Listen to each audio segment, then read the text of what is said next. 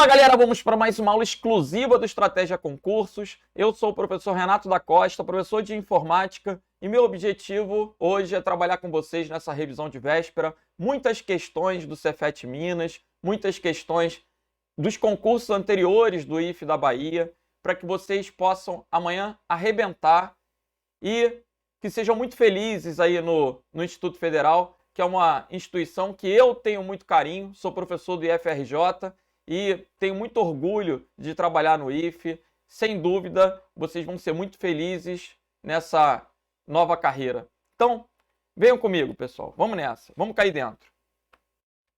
Vamos lá. Primeira questão. De acordo com Miranda e Matar, na obra Informática Básica, publicada em 2014, vamos ver o texto. A internet é uma gigantesca rede de computadores que se tornou um marco na história da comunicação da humanidade, revolucionando as formas de busca, pesquisa, envio e recebimento de informações nos mais variados formatos, imagem, som e texto. Também é possível dizer que a internet desempenha papel importante na construção coletiva do conhecimento, através das redes sociais, através do compartilhamento de informações, de fatos, a gente tem uma construção coletiva de conhecimento. Com referência a diversas características, temos recursos estabelecidos a partir da internet. É correto afirmar que termos e recursos. Vamos lá. Letra A, o RI. Não é muito comum a gente falar de URI. É mais comum cair em concurso público o conceito de URL. O RI é um termo mais genérico para identificação de recursos na rede. Quando eu penso em URI, eu posso dividir a URI em URL e URN, que são localizações de recursos e nomes de recursos. Então, o que eu quero colocar para vocês nessa véspera de prova é que a URI é mais genérica do que a URL. Logo, esses conceitos da letra A estão invertidos. A URL é um caso particular da URI. Toda URL é para localizar recursos na rede. Todo URI é para identificar recursos. Para eu poder localizar, eu preciso identificar, mas não o contrário. Então, a URL, ela contém uma URI, mas nem todo URI é uma URL. Uma URI pode ser uma URL, pode ser uma URN. Então, a letra A, pessoal, ela está trocada. Por isso, a letra A é falsa. Coloquem URL é um caso particular do RI. Fica melhor. Na letra B, o que é web? Web é o serviço de páginas da internet. É interessante compreender que a internet ela é criada a partir de um projeto militar americano, que é a ARPANET. Ela vai se expandindo com o patrocínio de empresas privadas, ela vai se estendendo pelo mundo, aí durante a década de 80, e somente no final dessa década de 80 e início da década de 90 que surge o serviço da web. Antes, a internet tinha Telnet, e-mail, FTP, são até serviços mais antigos. O correio eletrônico precede o serviço da web. A web é o serviço de páginas. Quando Tim Berners-Lee criou o sistema de hipertexto e desenvolveu a linguagem HTML, o protocolo HTTP, para que fossem criados os browsers, os navegadores. Então, a web é o serviço de páginas. Páginas de hipertexto, páginas que contêm links. Voltando aí para a letra B. Web é a versão multimídia da internet, enquanto www é a versão textual. Errado. Entendam que web é o sistema de hipertexto. Quando eu penso em hipertexto, eu tenho texto com links. As páginas de hipertexto evoluíram para o conceito de hipermídia e passaram a associar imagem e som, que é a multimídia. Então, hoje na web, a gente tem tanto hipertexto como hipermídia. Quando a gente fala hipertexto, a gente já está generalizando o hipertexto com a multimídia forma essa palavra hipermídia. As páginas hoje, elas podem ser consideradas de hipermídia. Legal. Agora, www representa o quê? O World Wide Web. Eu posso ter uma web confinada a uma instituição. Aí eu vou ter apenas o serviço de páginas numa intranet. Quando essas páginas estão publicadas na internet, elas compõem a World Wide Web, ou seja, o sistema de hipertexto. Então, a letra B, ela está errada. Web é a versão multimídia da internet? Não. Enquanto www é a versão textual? Não. Não há essa dissociação de web e www. Toda www é vista como se fosse uma web pública. Você está dizendo que aquela web é da internet. O web é um sistema de hipertexto. www é um sistema de hipertexto mundial. Então, um dos Wzinhos lá do www representa a web. Ok? E, em particular, uma intranet pode oferecer páginas privadas. Aí ela vai oferecer o quê? Serviços da web no ambiente corporativo, lá circunscrita àquela instituição. E se essa empresa publica na internet, ela está publicando na www, que seria a web pública. Esse sistema é formado por várias webs, um sistema de hipertexto. Na letra C, a gente tem um gabarito. O que é AVA? AVA é ambiente virtual de aprendizagem. Como se trata de uma prova para um instituto voltado para a educação, então é interessante conhecer essa sigla, né? Ambiente virtual de aprendizagem. AVA é o espaço de interação entre pessoas e objetos de conhecimento mediados pelas tecnologias da informação e comunicação. Gabarito da questão, letra C de Charlie. Ok? Professor? Pois não. Então, quando eu faço uma matrícula num ensino à distância, eu tenho um ambiente para poder usar o curso, para interagir lá na EAD. Esse ambiente é um AVA? É. Um ambiente virtual de aprendizagem. Legal. Por que a D está errada? Wireless é rede sem fio. Wireless é o acesso à rede feito localmente de forma remota e por meios físicos conectados a um concentrador remoto. Ficou até incoerente. Wireless é um acesso feito localmente de forma remota. Como é que o acesso é feito local de forma remota? Já soa uma contradição aí. E por meios físicos conectados a um concentrador remoto. Concentrador é uma espécie de switch, de hub, para ligar cabos. Mas o concentrador está local ou está remoto? A letra D, ela chega a ser confusa.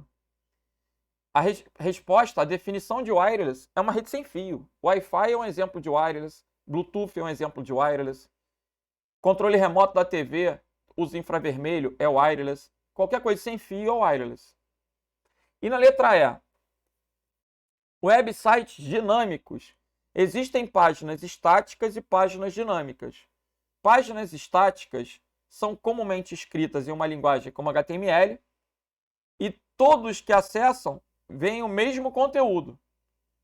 A página estática pode conter imagens em movimento. O fato da página ser estática quer dizer que todo mundo vai ler a mesma coisa. Agora, websites dinâmicos, eles são comumente gerados sob demanda. Quando você entra numa página, por exemplo, para ver o seu boletim da instituição, eu entro para ver o meu boletim não é igual ao boletim do meu colega. As minhas notas, elas são consultadas naquele ato que eu peço para acessar o boletim e é gerada uma página sob demanda para mim. Aquela página é uma página dinâmica. Comumente uma pasta .asp, .php, a extensão, o formato da informação que eu acesso passa a ter características de uma página dinâmica.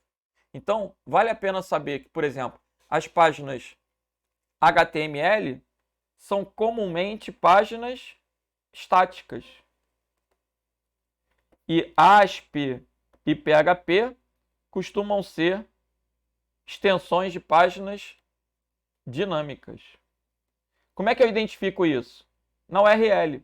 Quando a gente acessa a página, aparece lá, por exemplo, http://, e aí vem o domínio, né, www.ifba.edu.br, se tiver um boletim.php, aquela página é dinâmica.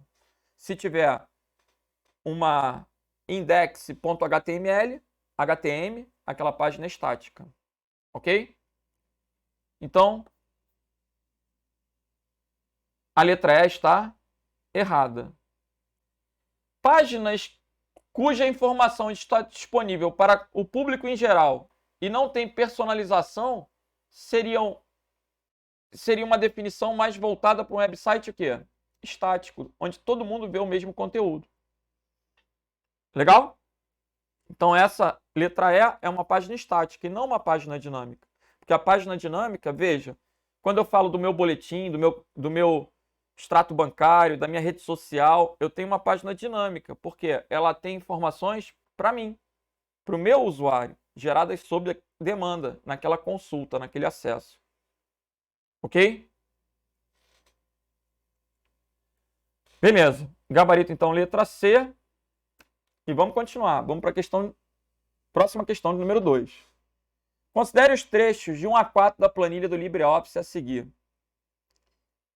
O LibreOffice, por meio do seu módulo Calc, permite juntar esses trechos formando a seguinte frase: se um dia soubesse esse absurdo, travessão, que uma mulher num quadro, travessão. Sim, essa, travessão, era casada, a mesma seria minha dor. A fórmula utilizada para essa operação é... Bom, comumente, para responder uma questão como essa, a gente poderia usar o e-comercial ou a função concatenar. Como é que a gente poderia usar? A gente colocaria igual a um e-comercial, que é o operador de junção, abre aspas, espaço, travessão, fecha aspas, e-comercial, B1, e-comercial, abre aspas, travessão, e-comercial, C1, e-comercial, abre aspas, travessão, e-comercial, perdão, A1, A2, A3 e A4. Né? Aí eu estaria pegando o conteúdo da primeira célula 1, segunda célula 2, terceira célula 3, quarta célula 4. Eu poderia usar o e-comercial e eu teria que ficar colocando travessão. Eu teria que ficar combinando o conteúdo de A1 e o conteúdo travessão, e o conteúdo de A2 e o conteúdo travessão, e assim sucessivamente. Ou eu poderia usar a função concatenar. Eu vou demonstrar isso no meu programa de planilha eletrônica. Lembrando que Excel e Calc têm a mesma sintaxe. Se um dia eu soubesse como é que é a frase? Se um dia eu soubesse esse absurdo, se um dia eu soubesse este absurdo,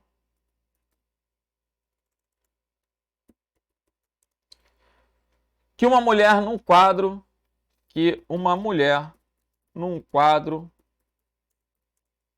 sim, essa era casada, a mesma seria minha dor. Era casada, vírgula, a mesma seria a minha dor. Então, essas foram as frases. E o objetivo dele é juntar tudo colocando travessões entre as palavras, ou melhor, entre as células, né? Então, a primeira proposta que eu fiz foi de usar o operador de concatenação, colocando A1, e-comercial, o travessão, e-comercial, B1, A2, e-comercial.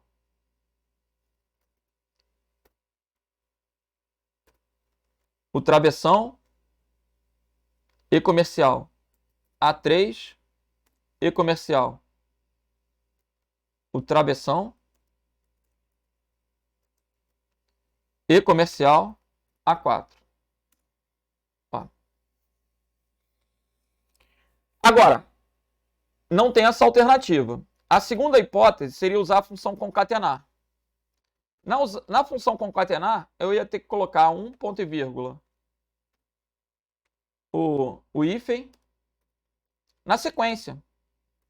Ponto e vírgula, A2, ponto e vírgula, mais um hífen, ponto e vírgula, A3, ponto e vírgula, mais um hífen, e ponto e vírgula, A4. Dessa forma, eu vou obter o mesmo resultado. Sendo que, nas alternativas que o examinador propõe, não existe combin, nada de soma sequência, e o concatenar, olha o que concatenar ia fazer. Concatenar não admite dois pontos. Concatenar eu tenho que especificar um por um os argumentos que eu quero unir. Então a sintaxe da letra D, embora concatenar seja uma função possível de ser usada, a sintaxe, os argumentos são apresentados de forma errada. O problema dessa questão, sendo muito sincero, é que a maioria nunca tinha ouvido falar nessa função unir texto. Ela não é comum em concurso público. E ela é muito útil, inclusive, né? Ela é bem legal, porque você coloca o caractere que você quer delimitar, no caso o hífen, você especifica se quer ignorar células vazias ou não. Nesse caso não faz diferença ignorar células vazias ou não, porque todas estão preenchidas. O examinador colocou o número 1, que corresponde ao verdadeiro. 0 é falso, o número 1 é verdadeiro, é uma lógica binária. E especificou os textos que ele quer concatenar. Aqui, ele colocou A1, dois pontos, A4. Essa ficou sendo a sintaxe, ó, unir texto. Primeiro caractere é o caractere delimitador, que vai separar as células que estão sendo concatenadas. O segundo argumento admite células vazias. E o terceiro argumento é o intervalo que ele vai juntar. E aí, ele fez a mesma coisa, sendo que com a função unir texto.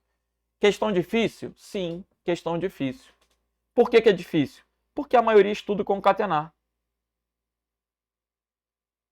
Então, o concatenar, nesse caso, tem sintaxe inválida, os argumentos não foram colocados de maneira correta. Logo, o gabarito aí é o quê? Letra C de Charlie.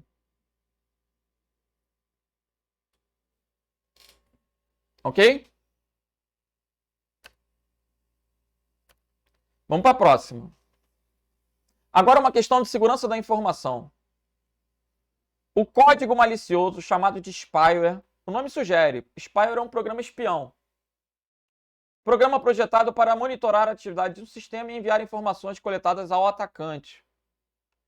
Dentre suas variantes, destaca-se o programa Screenlogger, que foi projetado para capturar telas. Lembra que log é um diário. É só lembrar de blog. Blog é um diário na web, weblog. Screenlogger é um diário de telas. Keylogger é um diário de teclas.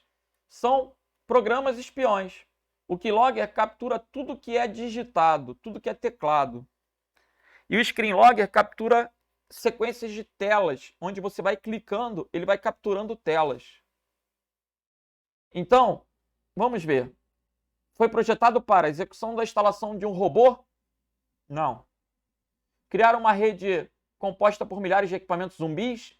Não. Quem cria a rede zumbi é o robô. Capturar as teclas, aí é o Keylogger. Quem captura teclas é o Keylogger, que é uma espécie de programa espião. Mas se ele fala do Screenlogger, ele quer capturar telas. E agora? Instalar de forma oculta um invasor de programa ou parte de código malicioso? Não. Ah, na letra C, voltando, pessoal. Capturar as teclas digitadas pelos usuários em teclados virtuais. Aí, em teclados virtuais, é a maneira de burlar o keylogger, né? O teclado virtual foi a solução que os bancos encontraram para se proteger do ataque do keylogger. Explica melhor? Vamos lá. Na letra C, eu li o início e me precipitei. Entendam. O keylogger captura tudo que é digitado. Então, esse keylogger, eu costumo brincar que é o programa do corno. Aqui no Rio tem. Não sei se na Bahia, mas acho que tem em tudo que é lugar, né? Aquele cara que desconfia, ele procura, aí ele bota um programa espião e aí tudo que a pessoa digita fica sendo registrado. Conversa no WhatsApp, no Instagram, tudo. Tudo que digitar vai ficar registrado. Aí depois o keylogger, o corno acessa aquelas informações e tal e descobre o que não devia. Enfim, brincadeiras à parte, que é uma brincadeira, né? Então, é só para entender que o keylogger é um programa espião. O keylogger ele captura tudo que é digitado. Se o banco admitisse a digitação da agência, da conta, da senha, essas informações seriam também interceptadas, capturadas e iriam expor a segurança. Representaria uma vulnerabilidade. Então, o que os bancos fizeram para aumentar a segurança? Criaram os teclados virtuais para te tirar do teclado, para forçar o uso do mouse na digitação da senha.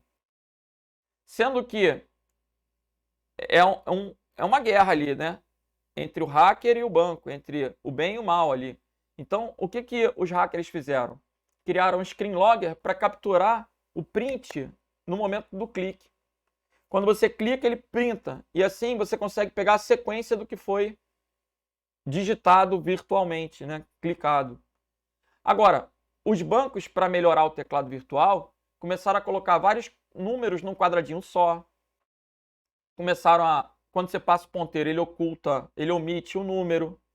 Tudo isso para que, ainda que tire a foto, não consiga, ainda que tire o print, né, o print screen, não consiga capturar aquela sequência de numérica, aquela senha, por exemplo. Então, voltando para a questão, o gabarito é letra C, gente. Se fosse só capturar teclas do teclado, a gente ficaria no keylogger. Mas quando ele fala do teclado virtual, significa que ele está printando a tela. É justamente a variante do keylogger, que é o tal do screen logger. Por isso o gabarito aí ficou letra C. Ok? Agora, na letra D, instalar de forma oculta um invasor de programa ou parte de código malicioso em equipamento ligado à rede soa como um backdoor, né, que é uma porta aberta para permitir o retorno de um invasor. Ok? Letra E. Apresentar propagandas e vendas que permitem apossar-se dos dados dos cartões. Pode ser, sempre que falar em propaganda, você pode associar um adware, que também é um programa espião. Ok? O programa espião, ele pode ser dividido em keylogger, ele pode ser classificado como um keylogger, um screen logger ou um adware, sendo este a combinação de quê? De anúncios, de propagandas. É um software espião que exibe propagandas, que exibe anúncios. Legal? Vamos para a próxima.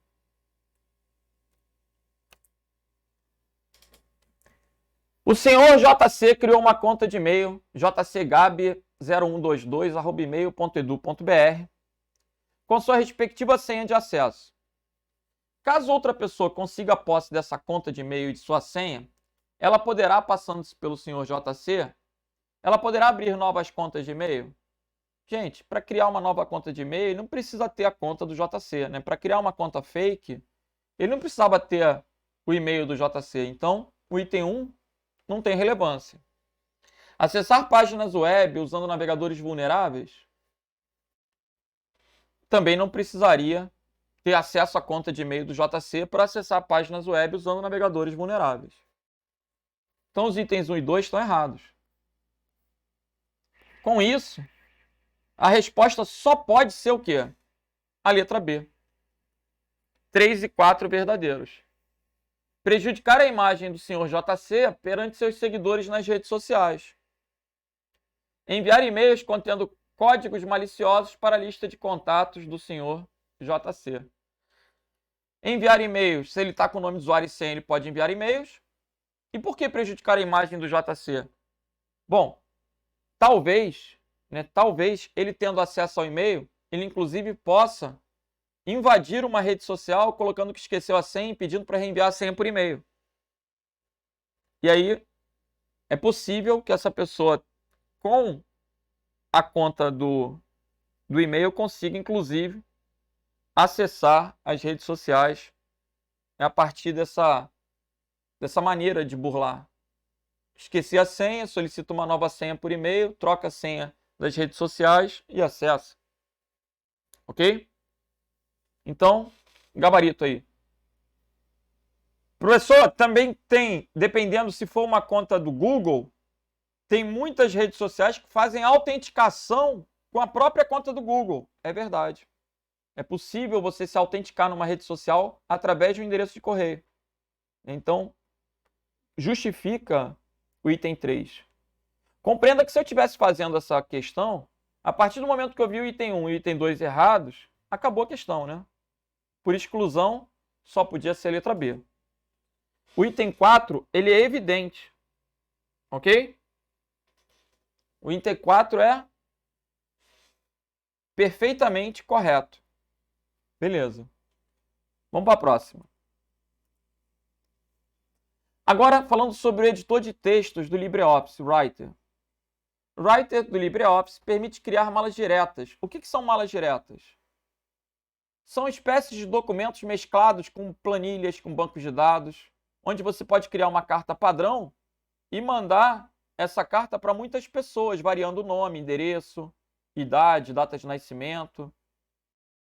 Sabe, no mês do meu aniversário eu recebo um monte de propaganda que vem lá. Senhor Renato, parabéns pelo seu aniversário, você esse mês ganhou 10% de desconto, blá, blá, blá, blá, blá, blá.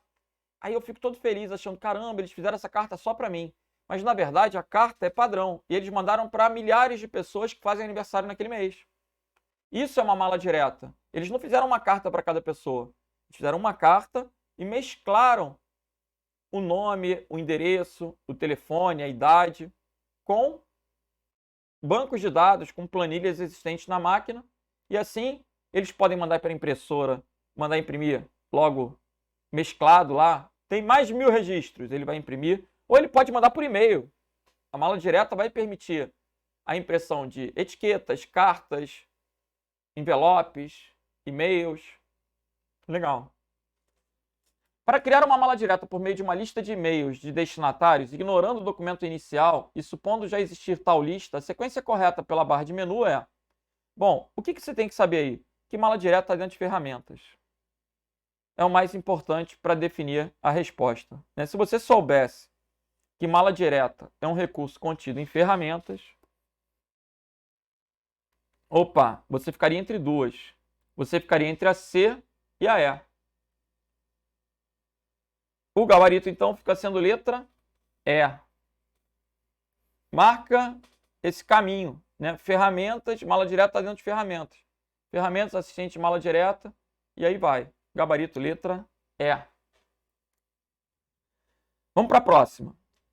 Riscos relacionados ao uso da internet podem ser observados nos golpes e ataques praticados por códigos maliciosos.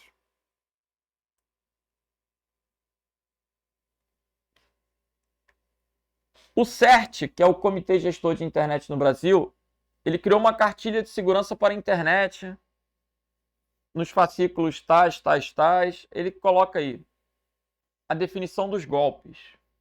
Golpes e ataques a seguir e suas respectivas ações. Vamos ver. O primeiro golpe, a fraude da antecipação de pagamento. É o primeiro golpe.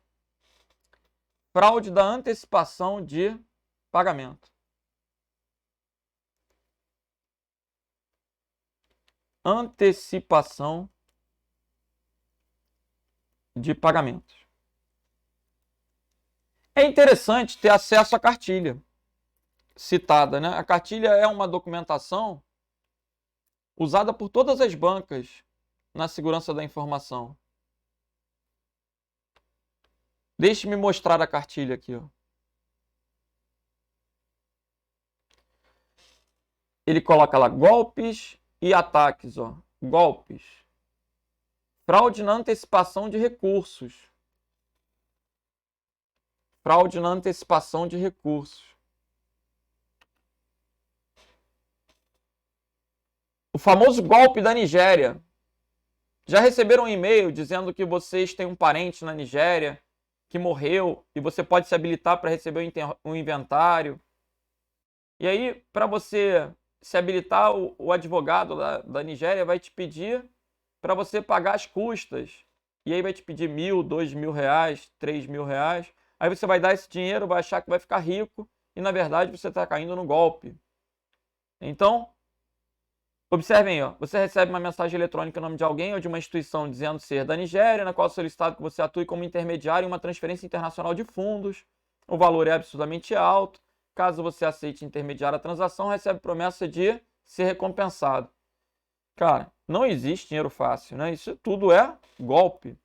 Então, fraude da antecipação de recursos. Isso se estende. Hoje tem gente que oferece dinheiro fácil. Ah, quer pegar um empréstimo? Quer pegar 20 mil? Depois você paga 10 de 2.100. Aí tu, eu quero.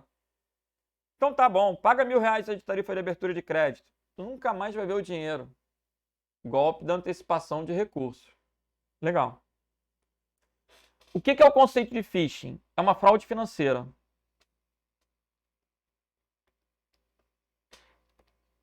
No phishing, ele vai pescar dados para praticar fraudes bancárias. A ideia de phishing está associada a uma pescaria, né? Um pesca-trouxa. Como assim? Aquele e-mail que você recebe do tipo, teu nome está no Serasa, clica aqui. Aí se tu clicar, tu já sabe que vai clicar num programa malicioso. Ou então, você tem que mandar o número dos seus códigos do seu cartão de segurança do banco, senão tu vai perder a conta. Gente, banco não pede senha por e-mail. Se mandar, vai cair num golpe chamado phishing, ok? Sniffing. Qual é o conceito de sniff? É o farejador. É para interceptação. É para interceptação de dados durante o tráfego na rede. Interceptação durante o tráfego na rede. Quando você manda um e-mail sem criptografia, por exemplo, ele passa por vários nós até chegar ao servidor. E durante esse caminho é possível que haja uma interceptação. É possível que leiam o conteúdo do teu e-mail. Para a gente se proteger, é interessante trabalhar com criptografia. E o farming? O farming envenena o servidor DNS, redirecionando um endereço para uma página fraudulenta.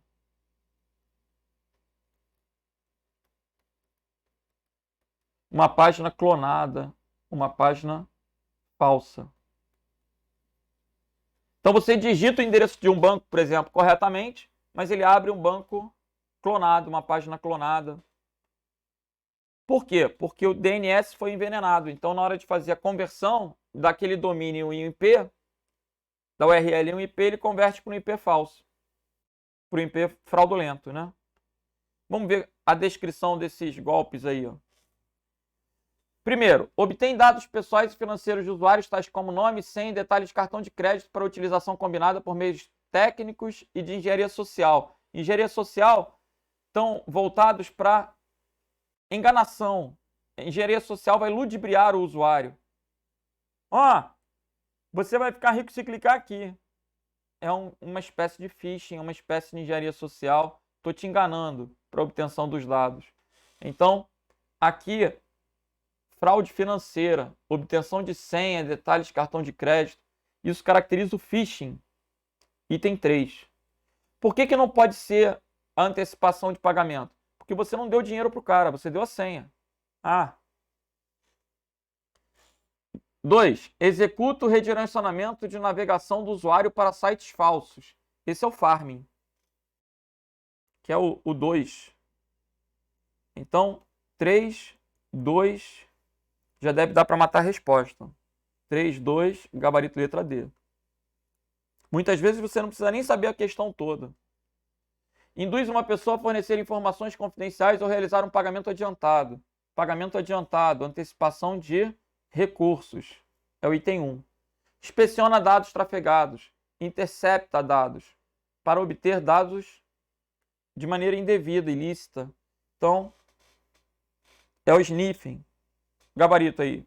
3, 2, 1, 4. Letra D de delta. Mais uma. Sobre o consórcio da World Wide Web, que é a mantenedora das regras acerca da internet, da web propriamente dita, é correto afirmar que a World Wide Web tem relação com páginas. Então, objetivou a comunicação na web por meio do recurso de VoIP. VoIP é para telefonia pela internet. Skype. VoIP, a gente usa nos institutos federais o VoIP para ligação. Não se usa mais PABX com ramais. Os ramais hoje são via VoIP. A telefonia é via VoIP para redução de custos. Se utiliza a internet para comunicação de voz, para telefonia. Desenvolveu padrões seguros de correio eletrônico para o web. Publicou 10 padrões denominados recomendações do www. Não. Foi criado por Linus Torvalds. Linus Torvalds criou o Linux. Nasceu a partir de um consórcio internacional envolvendo várias organizações. É a resposta. Na letra B, desenvolveu padrões seguros de correio eletrônico. O web não tem a ver com correio eletrônico. O web é o serviço de páginas. Então, o gabarito aí é o que? Letra E. E aí, uma pesquisa rápida no Google. O que é o W3C? Principal organização de padronização da World Wide Web. Um consórcio internacional com 450 membros, agregando empresas, órgãos governamentais, organizações independentes. Ok? Então, para que a gente está estudando isso? Caiu. Caiu, a gente tem que conhecer. Beleza. Voltamos para a cartilha. A cartilha de segurança para a internet do CERT, no fascículo que versa sobre códigos maliciosos, recomenda que se evite executar simultaneamente diferentes antivírus. Por quê? Porque um começa a achar que o outro é um vírus. Começa a ter conflito. Então, eles podem, letra A, corromper o arquivo de assinaturas do usuário, usado no webmail, nada a ver. Duplicar a verificação de arquivos recebidos, alterar as permissões de instalação, desabilitar a varredura oficial de segurança. Eles podem entrar em conflito, afetando o desempenho do equipamento e interferindo na detecção de novos vírus. Gabarito, letra E. Ok? Nada impede que você tenha um antivírus e um anti-phishing, um antivírus e um anti-spyware. Ok? Anti-spyware, antivírus. Aí eu posso ter concomitantemente. Eu não posso ter 2 antivírus. Legal. Vamos para a próxima. Agora já é um assunto mais trivial, mais batido. Navegadores de internet populares introduziram um modo de navegação chamado anônimo ou privativo. No Google Chrome é anônimo, no Firefox é privativo, no Edge é em private. Sobre esse modo de navegação no Firefox, é correto afirmar que mascara a identidade e atividade do usuário na rede, tornando invisível na internet. Está errado. Por quê? O modo de navegação anônima mantém o anonimato na máquina, mas não na rede. Como assim? Imagine, eu vou acessar minha conta de e-mail, eu vou trabalhar num computador público. É interessante eu usar a navegação anônima para que eu tenha certeza de que ao fechar o navegador, não ficarão dados salvos na máquina. Não vai ficar nenhum dado que eu tenha digitado. Às vezes, quando você digita um dado, amanhã ou depois, ao digitar novamente o formulário, ele preenche automaticamente. Quando você usa a navegação anônima, ele não salva esses dados para preenchimento automático dos formulários, ele não vai salvar senhas, não vai salvar cookie, não vai salvar histórico, ele não vai salvar arquivos temporários, não vai salvar o cache, ou seja, você não vai deixar rastros daquela navegação na máquina. Isso pode ser interessante. Agora, na rede, você continua sendo identificado a partir do seu IP. Então, se você, porventura, eu vou entrar na navegação anônima e vou praticar um golpe, uma fraude, ninguém vai descobrir que sou eu. Tá ferrado, vai ser preso. Né? Por quê? Vão rastrear você pelo IP. Beleza? Não adianta criar uma conta falsa, fake, e tentar fazer a fraude, que você vai ser descoberto do mesmo jeito. Entendi. Então, a navegação anônima, ela garante anonimato na máquina, não na rede. Ela não salva informações acerca da navegação do usuário. Letra B, mantém o usuário mais seguro contra ações de programas espiões? Não, porque o programa espião ele vai capturar durante a digitação. E aí, ele não vai pegar aquilo que o navegador salvou. Ele vai pegar durante a entrada do dado. Remove os traços da atividade de navegação do usuário no computador, inclusive arquivos baixados. Aí está errado. Por quê? Arquivos baixados e páginas adicionadas a favoritos permanecem. Imagina, eu baixei, fiz um download de um arquivo na navegação anônima, salvei no pendrive. Quando eu fechar, o navegador vai apagar? Não. Arquivos que foram baixados e páginas que foram adicionadas a favoritos vão permanecer. Ok? Letra D. Esconde do administrador da rede, quando usada no trabalho e do provedor de acesso à internet, as atividades de navegação. Negativo. O seu provedor e o administrador da rede vão continuar sabendo as páginas que você está acessando através do IP. Ele não vai deixar rastros aonde? Na máquina. Então, facilita não compartilhar dados de navegação como histórico de sites e itens de formulário preenchidos online com outras pessoas que utilizam o mesmo aparelho. Não salva dados na máquina. Ok? Gabarito letra E. Vamos para a próxima. E agora? Observe a figura. Data inicial, data final. O que ele está fazendo? Ele está pegando o intervalo de dias entre essas duas datas. A gente poderia simplesmente ter colocado a data maior menos a data menor. Tipo B2 menos B1. Era simples. Existe também a função dias, onde a gente poderia ter colocado dias B2, ponto e vírgula, B1. Mas o examinador ele gosta de complicar, ele não é teu amigo, né? Ele não é teu amigo. Bom, 1º de janeiro de 2020, 1º de janeiro de 2022. Então, vamos lá. Lembrando que Excel e Calc têm a mesma sintaxe. Então, 1º de janeiro de 2020, 1º de janeiro de 2022. Eu poderia pegar igual a B1 menos A1. Não é B2, eu tô com um problema de... Olha aí.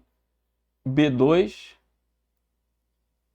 menos A2.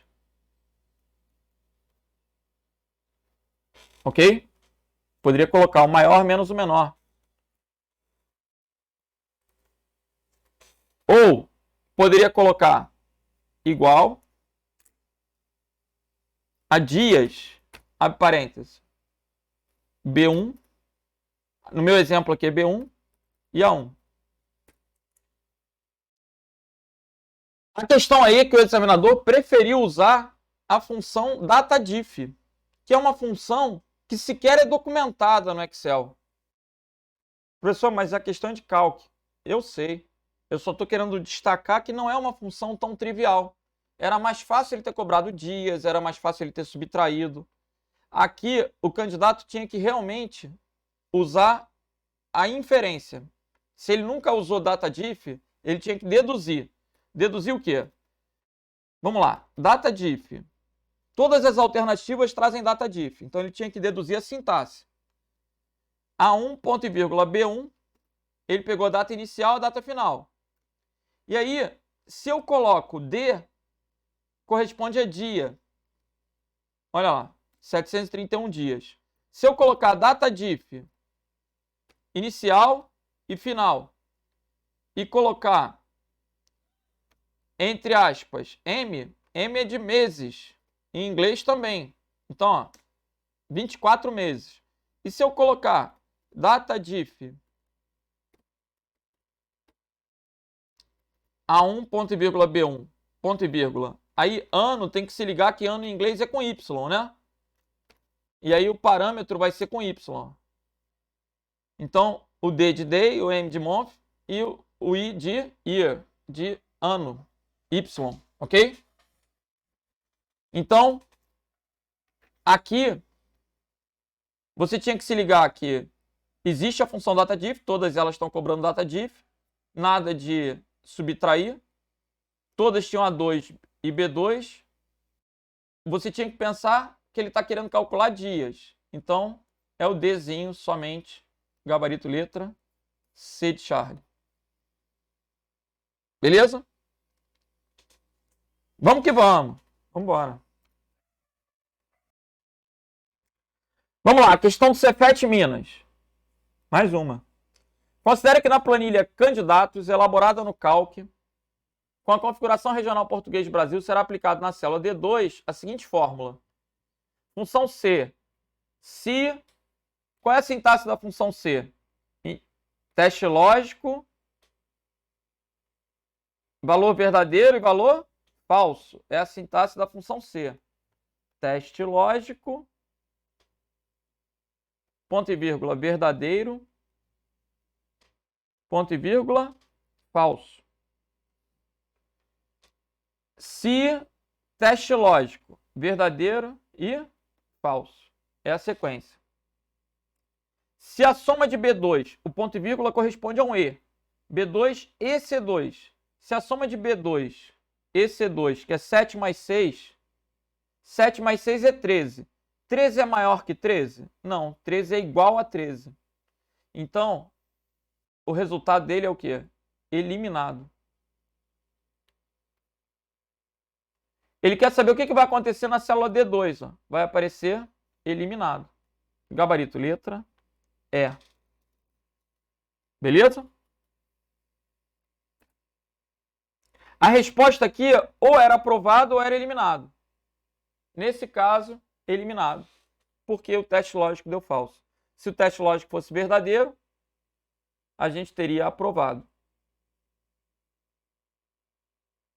Nessa tabela, 7 mais 6, 13, 5 mais 7, 12, 6 mais 6, 12, 7 mais 8, 15.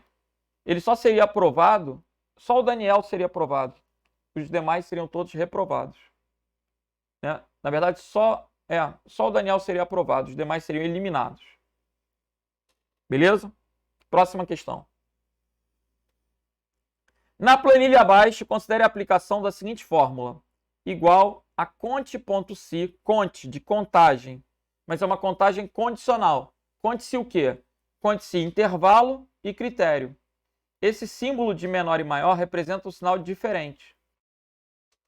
Ele quer contar de B2 até B9 aquilo que é diferente de D7. Quem é D7? D7 é indeferido. Então, o que for diferente de indeferido, você vai contar. Deferido é indiferente, é 1. Deferido 2. Deferido 3, aguardando 4 e aguardando 5. A gente tem 1, 2, 3 indeferidos. Os indeferidos não entram na contagem. Só vai entrar na contagem o que é diferente de indeferido. Ou seja, deferido ou aguardando. Gabarito 5. Ok? A gente tem 5 a gente tem 1, 2, 3 deferidos e 2 aguardandos. Legal. Vamos para a próxima. Relacione de acordo com a cartilha os dispositivos listados na primeira coluna, as definições correspondentes na segunda coluna. VPN, Spyware, Spam, HTTPS, Rootkit. VPN é uma rede privada virtual. Vai oferecer um tunelamento para que eu possa utilizar a rede pública, que é a internet, de uma maneira segura, transmitindo informações privadas através de uma rede pública. Spyware é um programa espião. Spam é uma mensagem indesejada. HTTPS é um protocolo de transferência de hipertexto seguro, usado para páginas seguras. E Rootkit é um tipo de malware que vai camuflar a presença, se camuflar no núcleo do sistema operacional e ocultar ações de um hacker de diversas formas, por isso o conceito de kit. Vamos ver. Conjunto de programas e técnicas que permite ao invasor manter o acesso privilegiado a um computador sem precisar recorrer novamente aos métodos utilizados na invasão. Esse é o 5. Então começa com 5. Protocolo que utiliza certificados digitais para assegurar a identidade dos sites. É o HTTPS. Programa projetado para monitorar as atividades de um sistema e enviar para terceiros. É o Spyware. Protocolo importante que deve ser utilizado sempre que o acesso a um site envolver a transmissão de informações sigilosas. Bom, aí volta para o 4. Termo usado para se referir a e-mails não solicitados. Aí é o 3. Rede privada virtual. É o 1. Acessada por meio de um canal seguro na infraestrutura de internet. Ficou como? 5, 4, 2, 4, 3, 1. 5, 4, 2, 4, 3, 1. Gabarito aí, letra D de delta. Ok? Mais uma. O campo utilizado para encaminhar ou enviar uma cópia oculta. Cópia oculta é o campo CCO. Cópia carbono oculta. CCO. Lembrem que existe para, CC e CCO. Para é o destinatário, CC com cópia carbono e CCO a cópia carbono oculta. CCO em inglês é BCC, ok? Poderia ser to, CC ou BCC, mesma coisa. Então CCO ou BCC. Mais uma. A figura abaixo do Office Excel 2007, a partir de sua configuração padrão, representa uma planilha que está sendo editada. O resultado da fórmula, soma de A2, olha os 2 pontos. 2 pontos é um até. A2 até C4. Então, de A2 até C4. Ele está omitindo a linha 1. Vai ficar 5. 5 mais 1, 6, com mais 9, 15.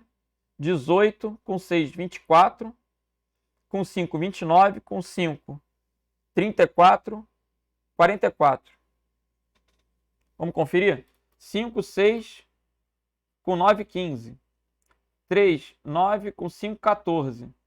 5, com 10, 15. Então, 44. Mais B1. Quem é B1? É 6. Dividido por 2. Dividido por 2. Qual é a bobeira aqui? A prioridade é da divisão. Então vai ficar 44 mais 3, que é igual a 47. Aqui vai ter sempre um que vai dar mole. Vai pegar 44 mais 6, vai achar 50, vai dividir por 2, vai marcar 25. Ah, não tem 25, aí ele vai ficar desesperado. Por quê? Gente, quando tem uma expressão com vários operadores, a prioridade vai ser de quem?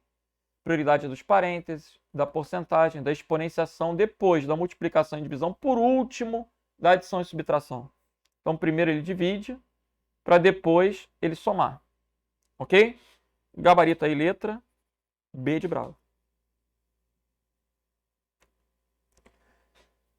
E agora, para levantar a autoestima, né? Os botões negrito, itálico e sublinhado têm as funções, respectivamente, negrito, itálico e sublinhado.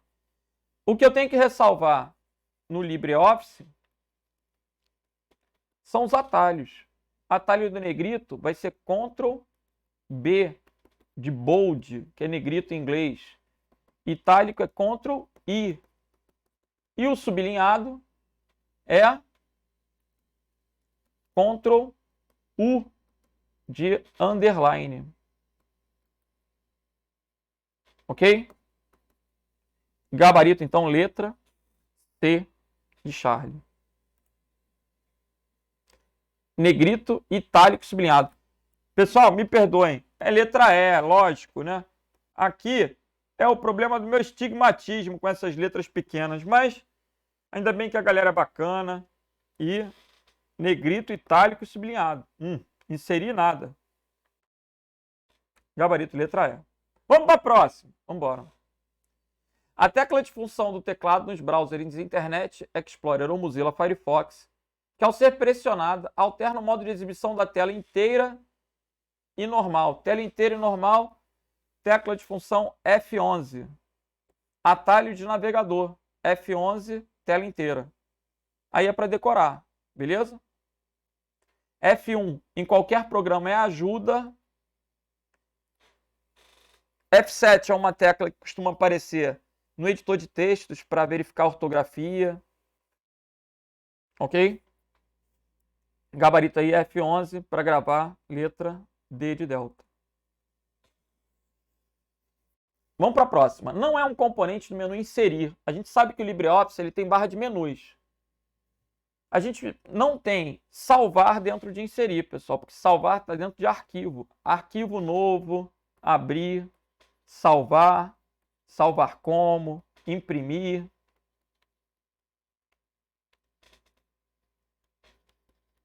Exportar, fechar, sair, tá tudo dentro de arquivo. Ok? Gabarito, então, letra A. Mais uma.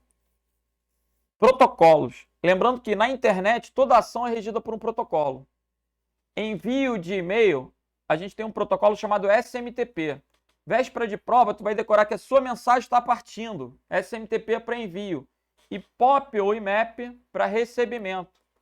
A gente tem dois protocolos, POP3 e IMAP4. Esses são para recebimento e o SMTP para envio. Qual a diferença do POP para o IMAP? O POP é mais antigo, copia as mensagens para a máquina. O IMAP é mais moderno, permite ler as mensagens no servidor. O mais importante é tu saber hoje, véspera de prova, que o SMTP é para envio e o POP ou IMAP para recebimento. Então, o gabarito aí só pode ser a letra E. Beleza? Mais uma. O programa LibreOffice Calc permite realizar cálculos por meio de números e fórmulas armazenadas em células. Considere A1 igual a 7. Vamos lá. A1, 2, A1 igual a 7, A2 igual a 5, A3 igual a 4, B1 igual a 9, B2 igual a 2, B3 igual a 1. E a soma de A2 até B3. Qual era a bobeira? De A2 até B3. Não está pegando a linha 1. 5 mais 4, 9, com mais 1, 10, com mais 2, 12. Gabarito aí, letra C de Charlie. Ok? Galera, com isso, a gente vai fechando as nossas questões da Cefet Minas. Observem que a gente não tem um universo muito grande de questões da banca, mas já deu para perceber na cobrança de questões envolvendo planilhas eletrônicas, internet, segurança da informação baseada na cartilha. Segurança da informação baseada na cartilha é uma maravilha, que é o que a gente estuda no nosso curso, aqui do Estratégia Concurso. Excel, na verdade Calc, né, que é o equivalente, planilha eletrônica Calc. A banca tende a cobrar. O Excel, as planilhas eletrônicas correspondem aos programas de escritório mais usados no mundo.